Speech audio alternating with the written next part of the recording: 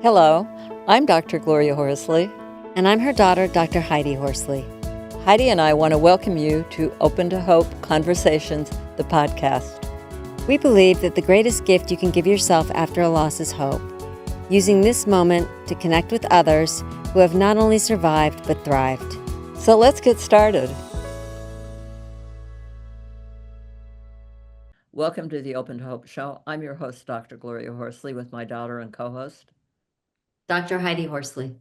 Well, Heidi, we're always talking to people about how they can remember their loved ones, and we're going to have some really unique and interesting idea of how you can remember your loved one today. And from somebody who works in the grief and loss world and has for some time, you're going to get a lot of good ideas and information and think about things that you can do to remember. You want to introduce our guest, Heidi? Sure, Mom. Like you said, we'll be talking about remembering loved ones with Ian McCartor.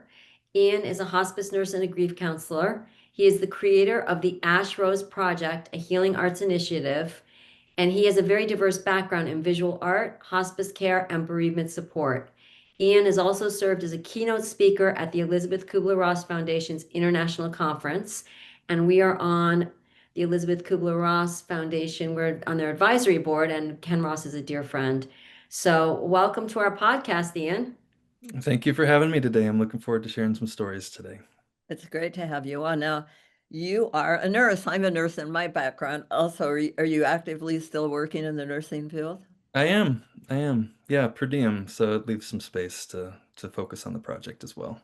Awesome. Okay. So how did you get involved in the world of grief and loss and recovery and Yeah, it was a surprise. I started more traditionally and right out of nursing school and critical care and just got into the medical environment where everyone was saying you should go after you graduate. It's kind of the standard, I suppose. But then I kept coming into these environments where people were experiencing the most pivotal time of their life, this incredible change and many times a deep loss. And there just wasn't this space curated for sharing those moments. And so I had little glimpses here and there where I was able to sit with people and just hold space for them as they just needed to share with someone.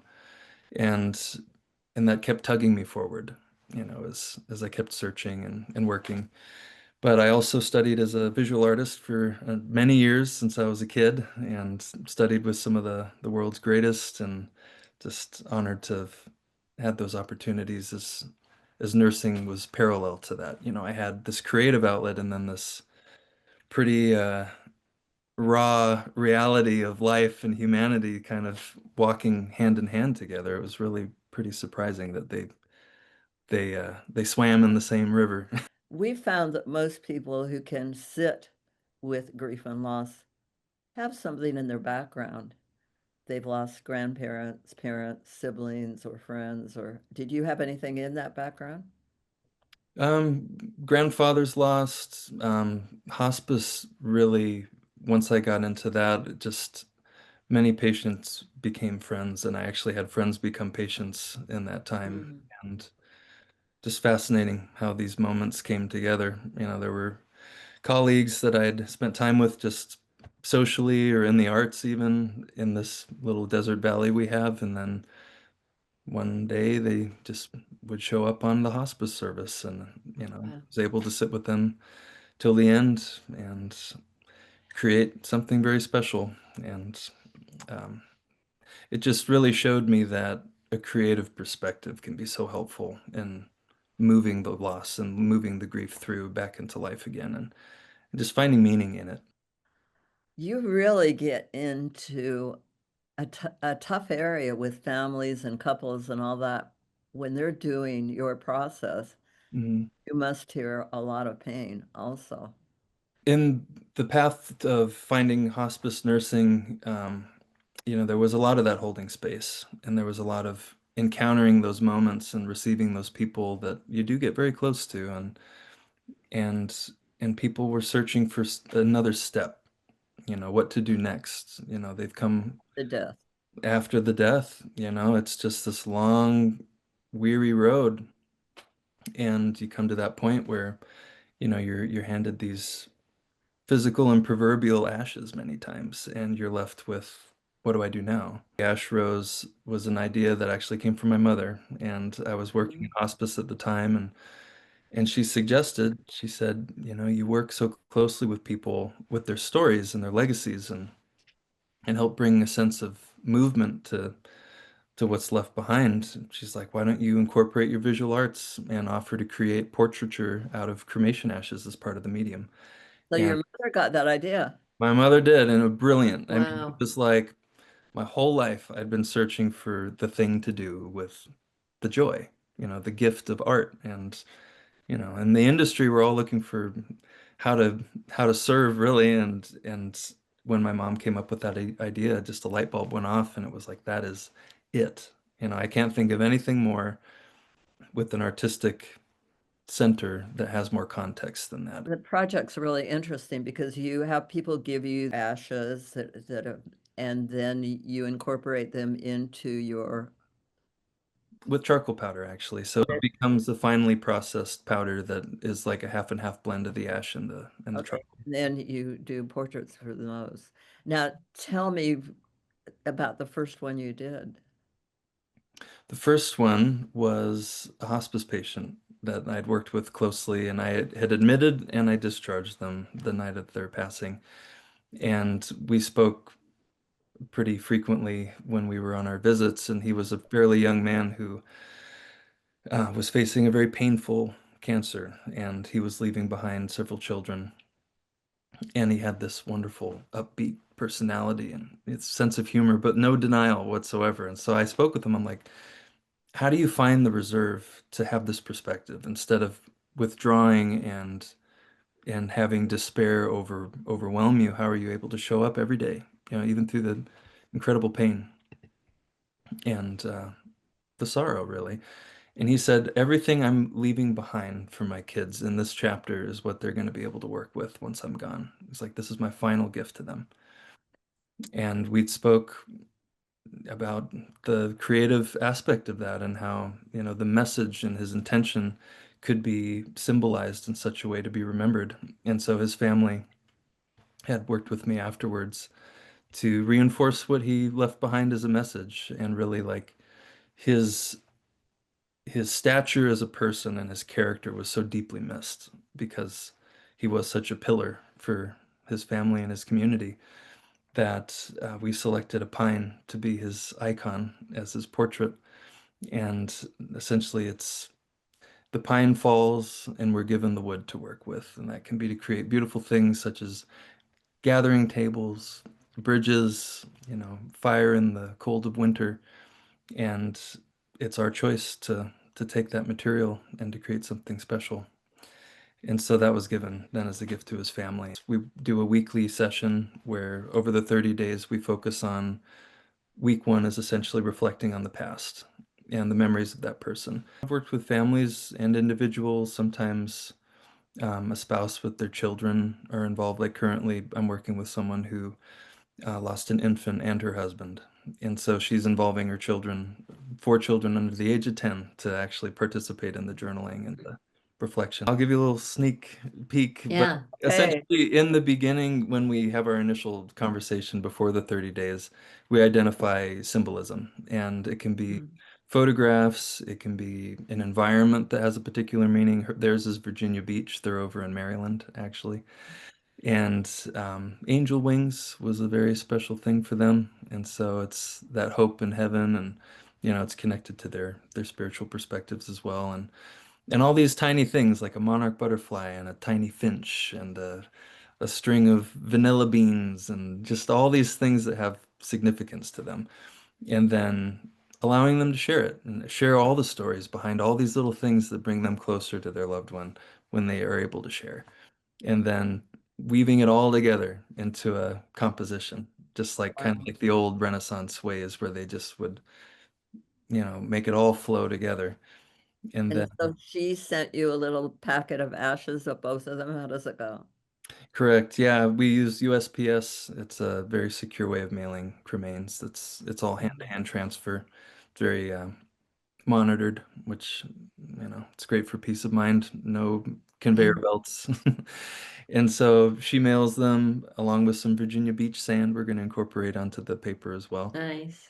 And then we're presenting her portrait at it's the Hope Project, actually, is what it's called over in Maryland. It's this annual bereavement event where all the angel mothers of all the years that they've worked with come together and celebrate their babies, really.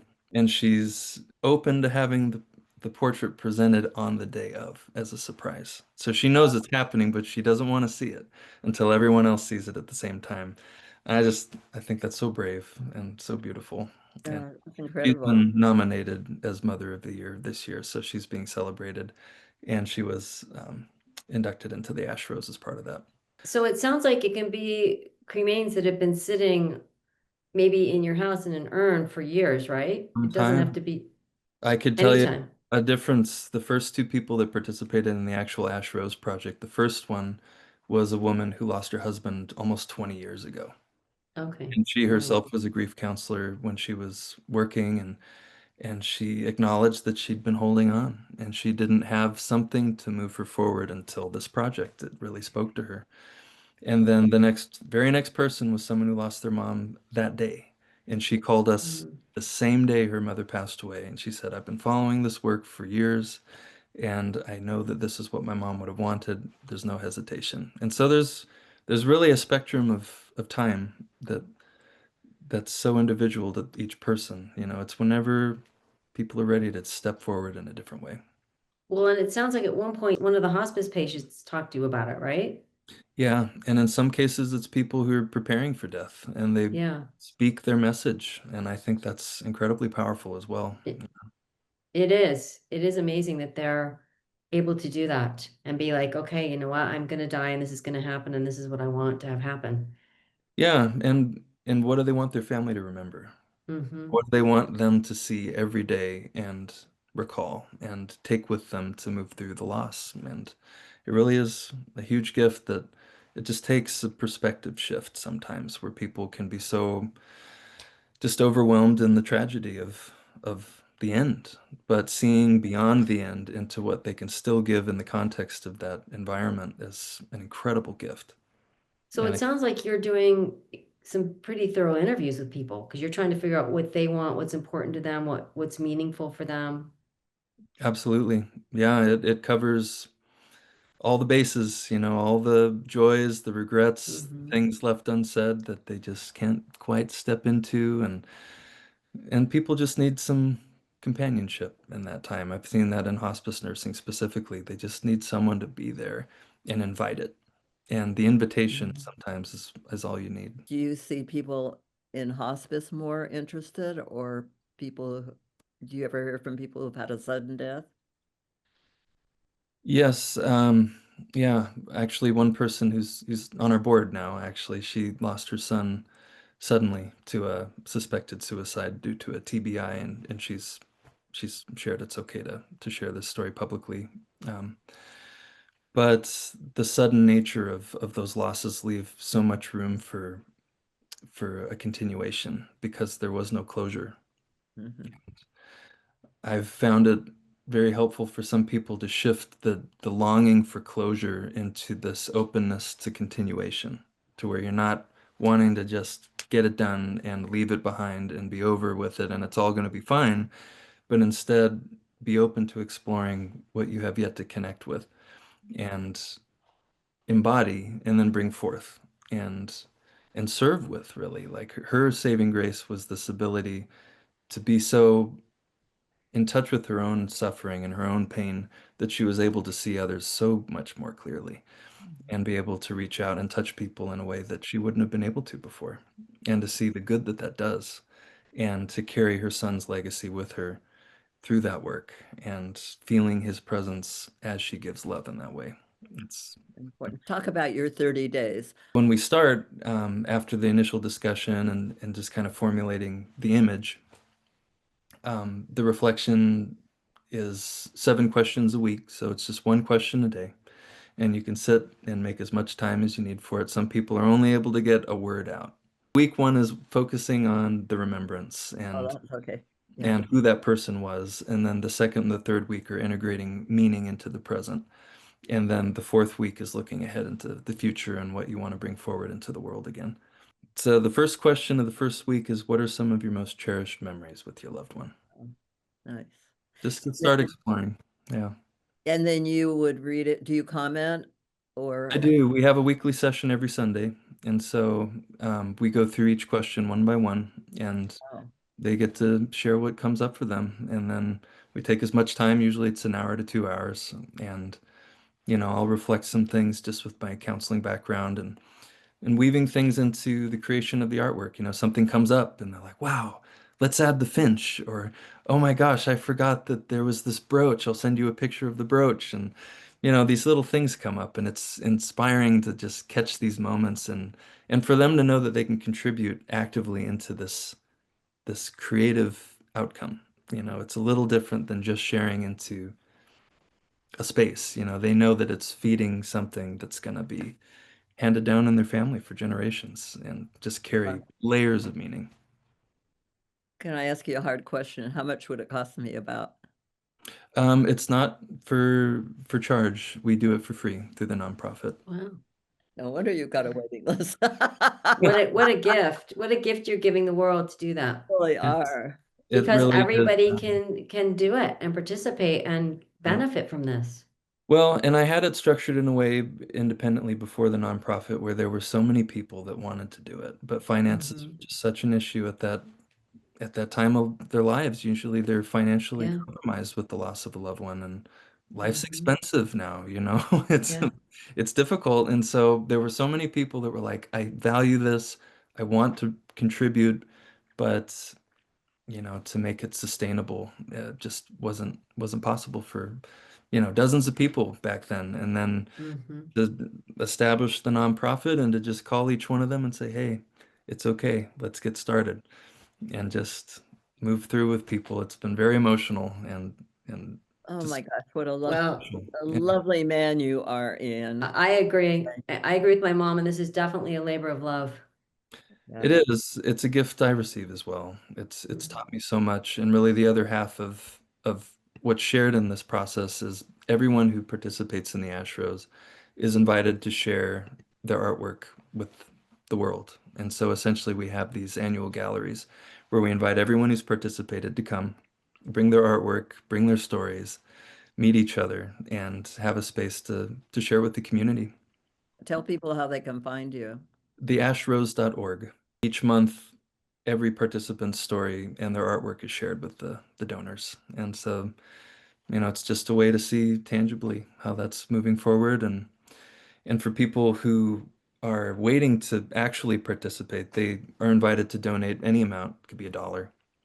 Mhm. And then every month they can see examples of people going before them. And it gives them powerful ideas and possibilities as they wait, maybe like until February or March. They get to see 6 people until then that they can learn from. And at these galleries, they can even come and connect with and be like, hey, how did you get through it? Where did you find that strength, the beauty, or the perspective to move through it? And so it's created a very familial community that it's so open. And we combine efforts with death cafes, like we've worked with Death Over Drafts and Lisa Paul with the Death Deck, and a lot of people in that circle to allow the art to be a platform of sharing and to look at death in a different way, literally. And we're speaking at the Elizabeth Kubler-Ross Foundation's event next month again, and we got an opportunity to share with the community in San Miguel for Day of the Dead down in Mexico. Nice. Oh, wow, how interesting. Yeah. Yeah, it's all tied together, but then to just invite people to see loss in a different way and for it not to be so frightening to approach just without any context or preparation or anything. The art is it's a beautiful thing that people can understand the context behind and approach their own loss in a different way. We invite everybody, anyone who's curious about options and different modalities of moving through grief. This is pretty unique, and it resonates with some people in a very special way, and it's It's been called grief therapy on another level by some people who've participated and have done, years of grief work, but then this just catches something different. Yeah. And I think it is some pretty full circle because you're offering something literally and symbolically. You're surrendering something so precious. Yes, it's something born out of loss. Right. Yeah. Well, Yeah. thank you so much for being on our show today, Ian, and for all the wonderful work you're doing for people. And I love that you're sharing your visual arts in such a unique and special way. Well, it's an honor. Absolutely. Thank you for the chance to share some stories today. Yes, thank you, Ian. And I love that you say, together, let's create lasting beauty from love and loss. And you Mhm. are certainly doing that with the work that you're doing. Well, it's better together, right? Absolutely. Absolutely. Well, Heidi and I want to thank everybody for joining us on this show today. And we always want to remind you that if you've lost hope, please lean on ours until you find your own, and God bless. I'm Dr. Heidi Horsley. You have been listening to Open to Hope, the podcast. You can follow Open to Hope on Facebook, Instagram, and Twitter. To learn more, visit us at opentohope.com and go to Apple Podcasts to subscribe. I'm Dr. Gloria Horsley. Join us again next week for another Open to Hope conversation, where we invite you to lean on our hope until you find your own.